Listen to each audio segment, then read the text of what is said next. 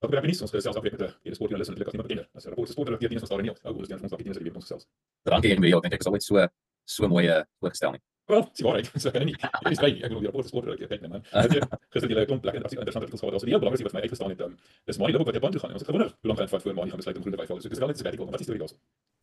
Ja, dis basies maar ons sien dit al hoe meer nou in rugby dat die groot spanne van hulle topspelers amper half hierdie sabbatsverlof toestaan sodat hulle kan gaan oorsee speel vir 'n sekere aantal maande.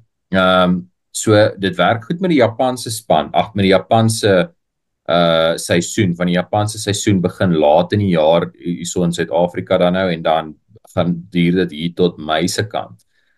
So jy het nog steeds jou speler beskikbaar vir 'n sekere aantal maande aan die begin van die jaar, maar of aan die begin van jou VRK seisoen. Maar ja, soos ons nou sien, dit Kurtley Arendse van die Bulle is natuurlik, hy's nou op sabbatsverlof in Japan, maar hy is nou oor dit so baie geniet daar sodat dit vir hom dat hy amper besluit het om daar te bly. Van die Japanse spanne daarso wou 'n groot oordrag fooi aan die Bulle betaal sodat hulle vir Mani vir Kurtley vroeër sy kontrak uit kan koop, maar lyk my dit het nou nie gebeur nie. So Kurtley is byvoorbeeld gekontrakteer dan uit tot 2026 en dan gaan die Bulle probeer om sy kontrak te verleng. So dit is dieselfde gevaar wat die Stormers seker ook nou maar loop met Mani. Jy weet dat hy nou Japan toe gaan. Hy sal dan nou van volgende seisoen af toe gaan vir die Japanse seisoen. So hy gaan die eerste helfte van volgende jaar se VRK aksie vir die Stormers dan nou misloop. En daar sal mense net maar sien wat gebeur. Jy weet die Stormers sal hom waarskynlik graag wil terug hê, maar ons sien ook nou met spelers soos Sasha Fine-Mngomezulu wat weer 'n goeie wedstryd gehad het die naweek wat deurkom, dat 'n mens wonder jy weet of dit vir Mani dalk onloklik gaan wees om te probeer om daar te bly nie. So dit is interessant. Ek dink dit is 'n slim ding wat die spanne begin doen. Ja, hy het dit 'n paar jaar gelede gedoen met ek dink dit was dit Lucanio Am en toe Makazole Mapimpi of miskien net Makazole Mapimpi, ek kan nou nie so mooi onthou nie. So dit is nou iets wat gebeur en ek dink dit is 'n slim manier vir spanne in Suid-Afrika wat nie kan meeding met die groot salarisse wat aangebied word oor see nie, wat nie hulle spelers wil verloor nie, wat dan maar nog steeds 'n manier vind om daai ou die geleentheid te gee om groot geld te gaan verdien terwyl hy hom nog steeds nie vir altyd verloor nie. Ja, maar dis net vir my ek bly gebruik die woord sabbatsverlof. Ek moes dit gaan opkyk het voor die tyd. En ek het ook slaag kry wat ek gesê het sabbatical, maar nou ja, die punt is net die gevaar is baie wesentlik dat daai gaan terugkom. Dit is soveel, ek praat baie met ander betoerders, hy rig af in Japan op die oomblik by die Hino Red Dolphins. En dit is baie korter seisoen, is nog steeds baie intensief in terme van hulle kondisionering. Hulle kondisionering is blykbaar baie goed daarso. Verdien 'n sak vol geld, maar die wedstryd, die rugby self is nie so intens nie. So dit maak eintlik jou loopbaan langer. Hoekom gaan jy nou wil terugkom na 'n plek toe wat Mani spesifiek dalk nie noodwendig die eerste keuse meer is nie, waar dis 'n feit staan se paal water, hy gaan waarskynlik nie die eerste keuse wees nie. Kom hier na die VRK toe wat jy elke week na week kry vat jou liggaam groot hou. Ek en Andre het ook ander gister gepraat oor die Springbok loskakel opsies en een van die probleme was Mani is lig, hy's maar 78 kg teenoor Andre wat amper 100 kg weeg. So ek dink sy lyf vat nogal houe en alles en ek dink baie in 'n groot mate is dit wat met Kurtley ook maar gebeur het. Jy weet, dit is lekker daarso, is amper tipe van 'n celebrity, nou moet jy terugkom Bulle toe. Die Bulle het natuurlik daai hele ding met Carlos Sari 'n paar rand in die sak gekry om met Carlos Sari nie kon kom nie, ons bord hy om terugkoop. Ek dink Kurtley byvoorbeeld is 'n te groot bate vir die Bulle om sommer net te laat gaan, wat dink jy?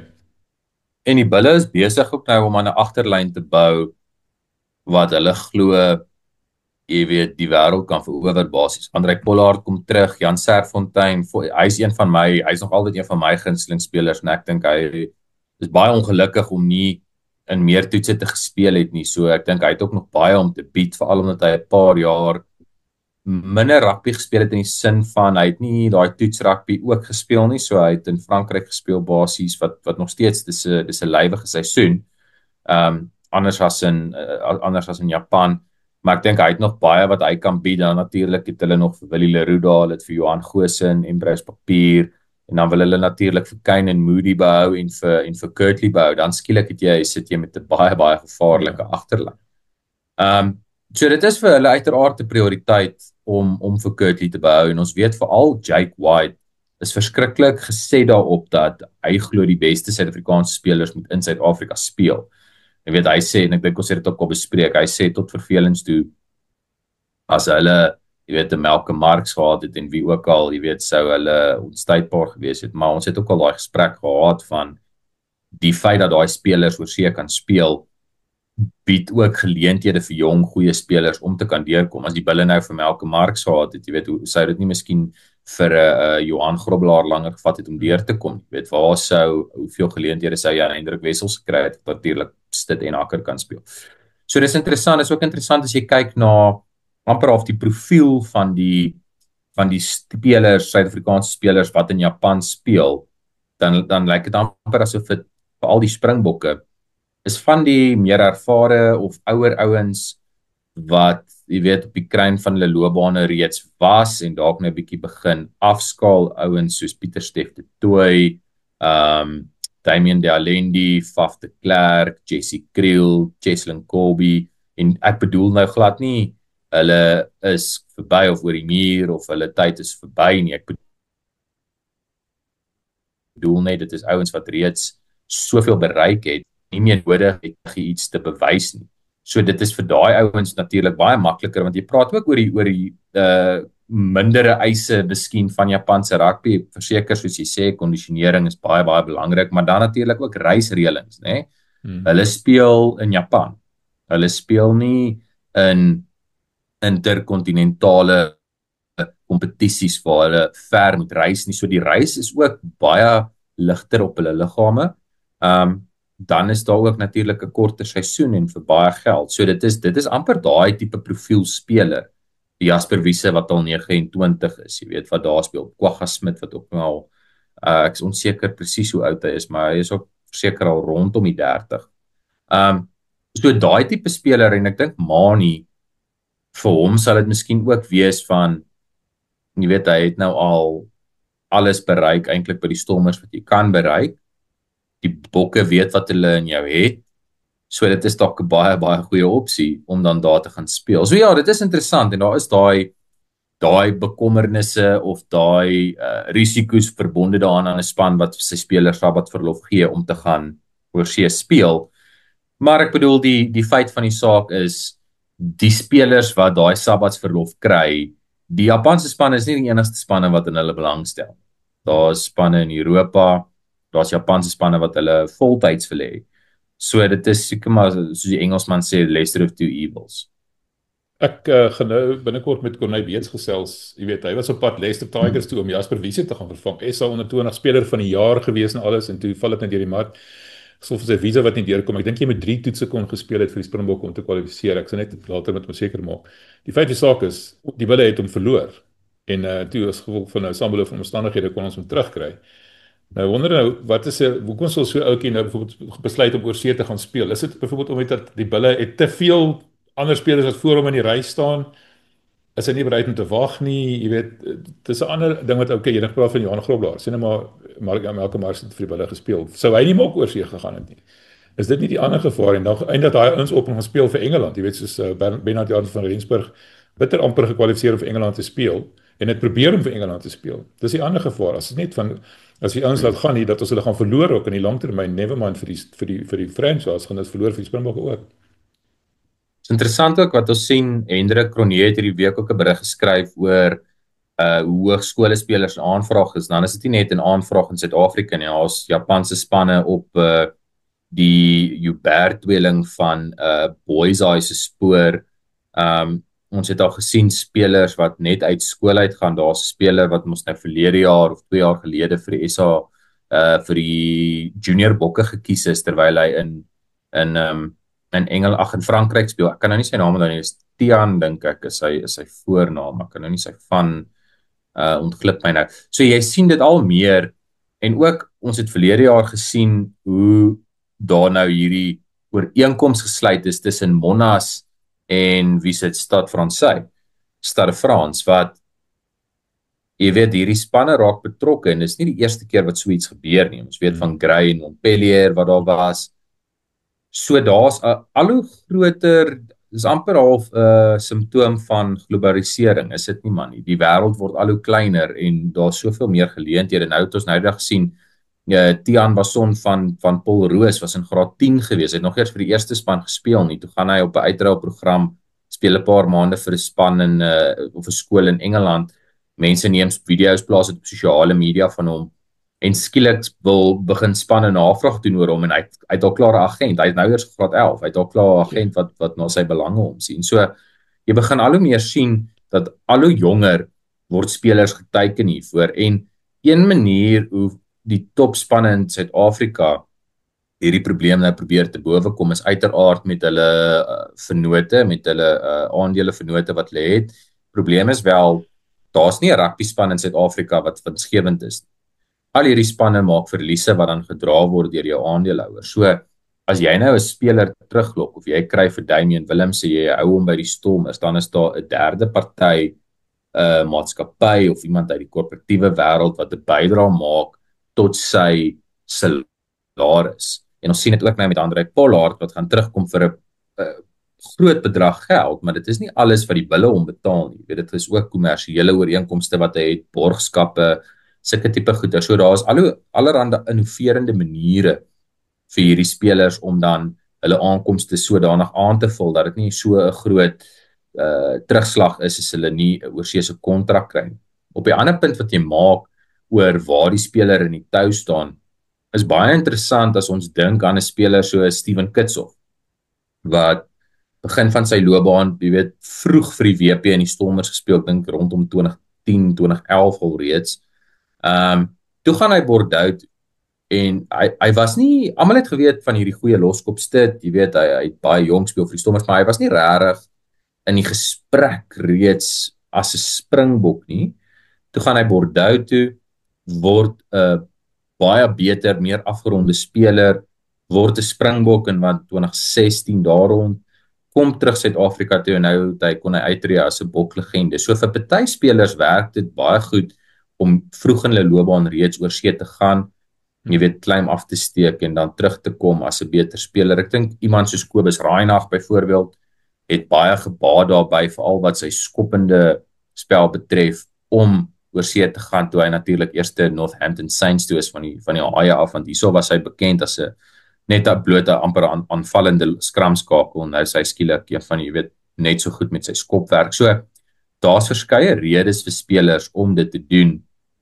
Ek dink wel, net om daai punt en gedagte af te sluit, omdat die franchises, die 4 groot unies, deesdae soveel rugby speel en soveel kompetisies speel, VRK, en speel jy in een van die EPCR kompetisies en dan is daar nog Curriebeeker ook. Daar gaan altyd geleenthede wees vir jong spelers om deur te kom. Byvoorbeeld, verlede die Haie het nie 'n tekort aan senters nie.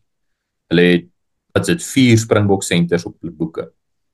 En maar Lorenzo Julius het dit nog steeds reg kon kry om vir homself 'n plek oop te speel in hulle, amper wil ek sê, kerngroep spelers waaruit die VRK spanne gekies word, toe hy verlede jaar Curriebeeker gespeel het en in die Curriebeeker presteer het, selfs met 'n speler soos Ethan Hooker.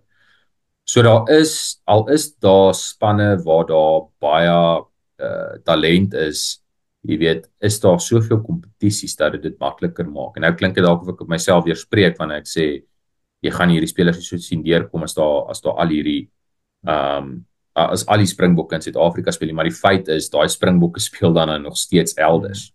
So hulle kry hulle geld, jy betaal nie vir hulle nie.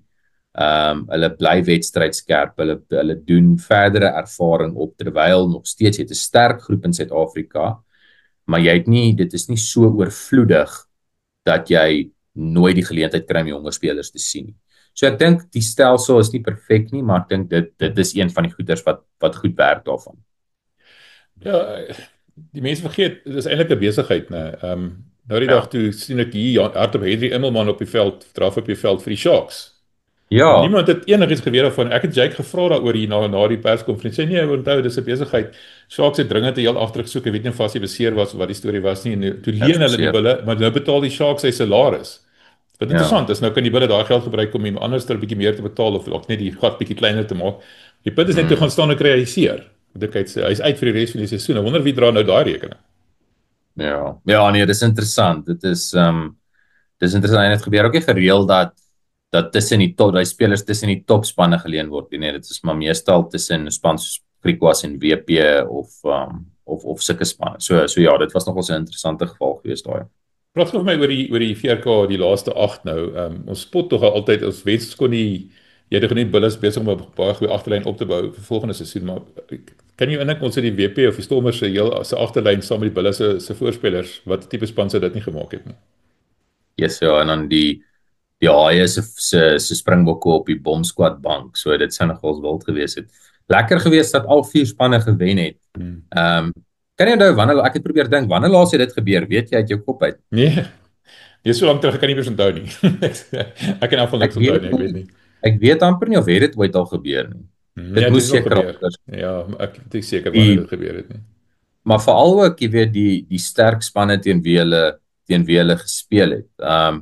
Die Bulle wat wraak geneem het vir verlede jaar se eindstryd. Ek dink hulle is baie goed. Ek weet die Bulle is vir my 'n absolute enigma in hierdie stadium want hulle het die vermoë om of totaal nonsens rugby te speel en te verloor of hulle het net die vermoë om hierdie stukkies skitterende fases aan mekaar te slaan en net oorheersend te lyk vir 'n tydperk op die veld en dan net dit deur te trek. Dink het hulle dit gedoen.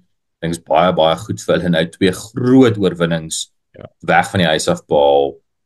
So ek dink hulle is vol selfvertroue. Die Haie weer, jy weet, teen Ulster 19-0 agter. Weer dieselfde storie as teen Edinburgh. Verlede week hulle kom terug en hulle wen daai wedstryd. Iets is nog steeds nie vir my lekker by die Haie nie. Ek weet nie, hulle voel nie vir my na 'n regtig goed geoliede span nie. Maar ek weet 2 oorwinnings weg van die huis af is glad nie te versmaai nie. So hulle is goed geplaas, die Stormers baie goed gelyk teen Benetton. Die Lions natuurlik ook teen ou Connacht gewen wat ek dink goed is. Die Lions ook 'n span wat so onbestendig is. Jy weet as jy dink hoe lelik hulle verloor het teen Benetton verlede week en dan hoe maklik hulle eintlik vir Connacht omgedop het. Dit moet eintlik nie so wees nie, maar ek dink soos hulle begin om meer selfvertroue en ervaring in daai jonger spelers in te kry wat hulle besig is om te doen, ons hierdie jaar reeds tekens daarvan gesien. Ek dink ons gaan in 'n situasie sit waarvan volgende seisoen af al 4 spanne kan begin druk vir 'n plek in die kwart uitronde. Dit lyk op die oomblik of dit uiteraard die Lions het nie meer 'n kans. Dit lyk of ons afstuur op op 'n Stormers teen Haie kwartfinalestryd in Durban. Wat baie interessant gaan is. Ek weet nie wat dink jy wie sal die gunsteling vir so een wees nie? Nee, ons het 'n ander voorspelling. Ons reken die Stormers gaan 4de eindig en die Sharks 6de. So die Stormers gaan teen kaart. Ja, soos ons maar rondgespeel het met ons is maar vreeslik blou lense aan, jy weet hoe so werk dit. Ja. So ons reken die Bulle gaan teen Scarlet speel in die kwart eind en dan Leinster teen Edinburgh. Ons dink Edinburgh gaan 8ste eindig. Die Stormers gaan teen Cardiff speel, die Sharks gaan teen Glasgow moet speel in Glasgow.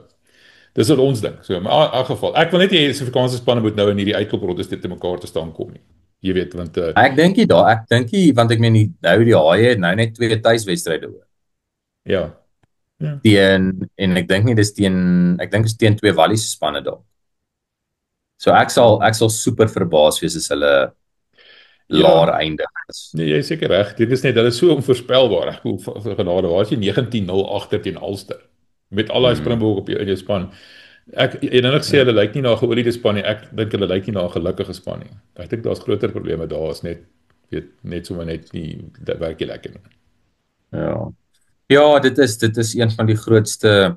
Ek dink ook een van die probleme met die Haie is dalk dat hulle nie noodwendig, ek dink Siya Kolisi is miskien 'n uitsondering, al was hy miskien bietjie stiller nou die laaste week of wat, maar ek dink hulle kry nie altyd die beste uit hulle gevestigde Springbokke uit nie. Makazole Mapimpi is ook 'n uitsondering en Andre Esterhuizen, maar van daai ander spelers, jy kry nie dieselfde uit daai bokke wat jy by die bokke kry as wanneer hulle vir die Haie speel en ek dink dit is maar 'n simptoom van die tye waarin ons is, want 'n speler speel vir 12 maande van die jaar, waarvoor gaan hy bewuslik of onbewuslik meer opgesaai wees vir 'n groot toets vir die bokke of enige toets vir die bokke of net vir 'n, jy weet, lekrake VRK wedstryd vir die Haie. Dit is mos net menslik. So ek dink baie keer kan dit miskien selfs teen jou tel as jy soveel gevestigde bokke in jou span het. Wat hoor jy van die moeilikheid daar by die Lions?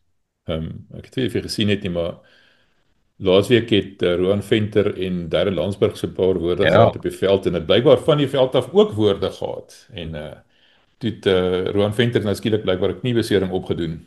Wat hoor jy daarvan? wel niks ja, ek weet wat ons nou gaan ondersoek vir hierdie naweek se rapport. Gaan kyk op Rugby 365, vra vir Jan de Koning. Ek het die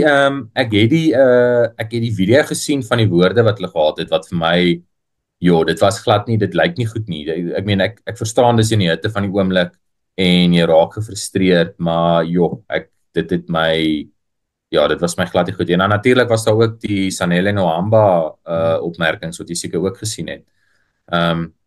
Wat ook vir my baie vreemd was, want ek onthou rukkie terug toe Ivan van Rooyen gesê iemand het hom gevra oor Sanele op loskakel, toe sê hy hulle glo Sanele kan 'n wêreldklas loskakel wees net soos wat hy 'n wêreldklas skramskakel is. So een oomblik sê jy ou is wêreldklas in 2 posisies en dan net 'n kwessie van 'n paar maande later is dit 'n totaal ander storie. So ja, ek weet nie, dit is dis interessant, so 'n bietjie kyk.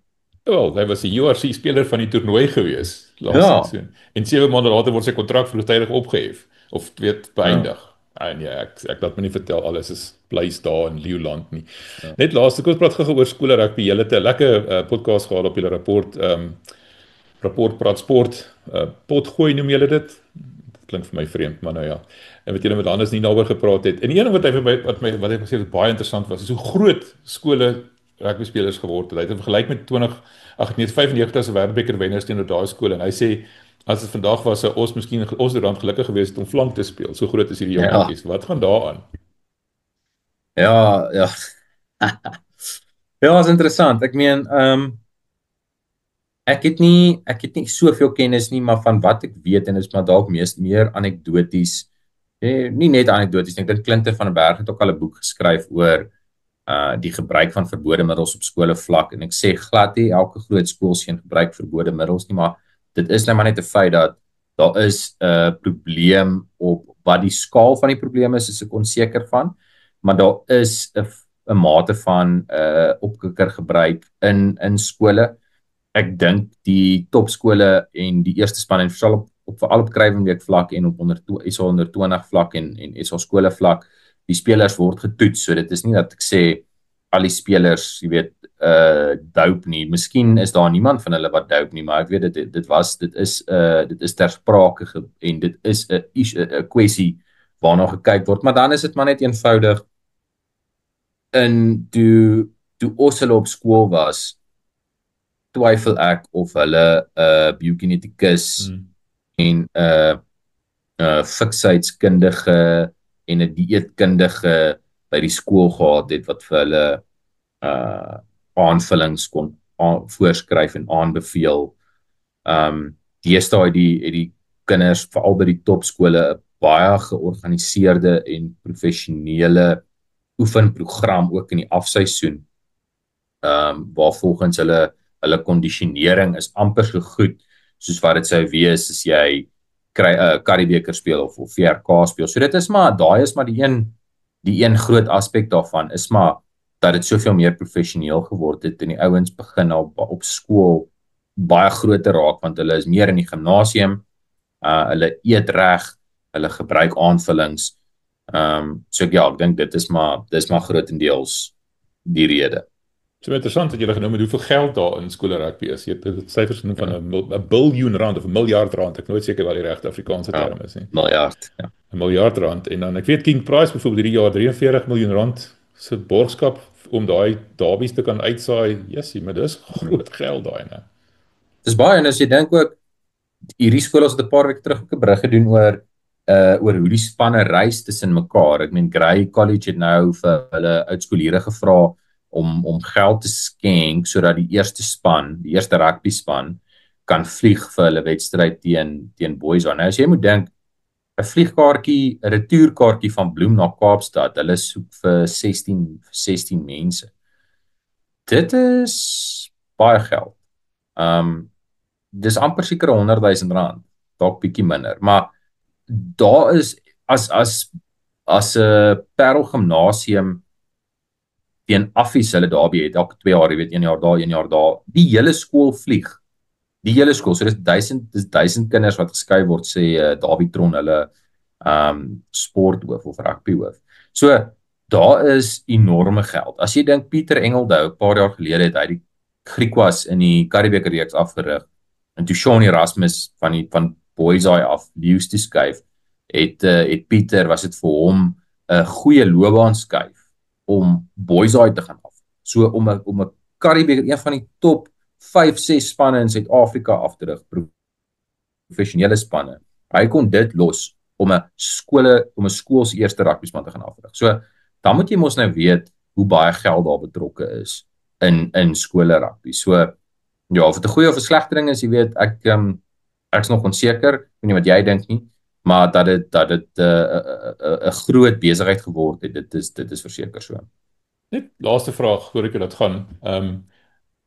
Op skole vlak doen ons, weet, ons skiet die ligte uit. Is die derbies, so kyk meer mense derbies, soos hulle 'n paar keer gesê het ook daar. Ek bedoel, ek bly naby Affies, as jy net 'n rugbybal ergens gepaas word, is jy 40,000 mense. Hoeveel parkeer hier voor my huis, ek weet. Is nie lekker nie. En nou na skool tot hulle weer begin hier by 2021 nou begin ordentlik is onder daai junior groepie tussen naskool en senior vlak. Is altyd of ons 'n bietjie van 'n dip vang daar. Kyk na ons onder 20 span, is nooit heeltemal dieselfde nie. Wat dink jy is dit voor? Hoekom gaan dit? Is die afrigters? Wat is dit? Ek weet nie. Dit is een van die groot vrae wat almal oorwonder en ek het eenvoudig nie vir die antwoorde nie. Ek dink ek kan amper nie eers, want dit kan nie wees dat daar nie goeie afrigters is nie. Van die afrigters kom meestal uit die unies of uit die skole se geleedere uit, jy weet, en hulle vaar self goed.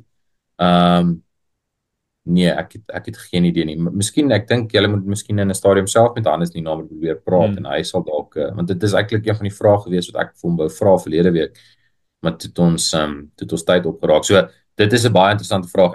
Ek het nie idee nie. Ek weet nie of jy dalk 'n teorie het nie. Wel, ek praat elke week met Hannes, met Nicolies en Dion de Kok van Ratel Rugby, oor skole rugby. En Nico doen ook ons het ons eie ranglys.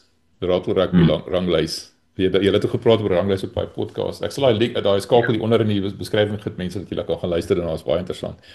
So ja, ek sal 'n bietjie hoor wat hulle sê, want is nogal vir my 'n bietjie van 'n tamaletjie daar. Ek verstaan dit nie lekker nie. Maar anyway, ek moet jou laat gaan. Baie dankie dat jy met my op vakansie daar gesels het. Ek waardeer dit, man. Dankie MW, en jy was lekker geweest soos altyd.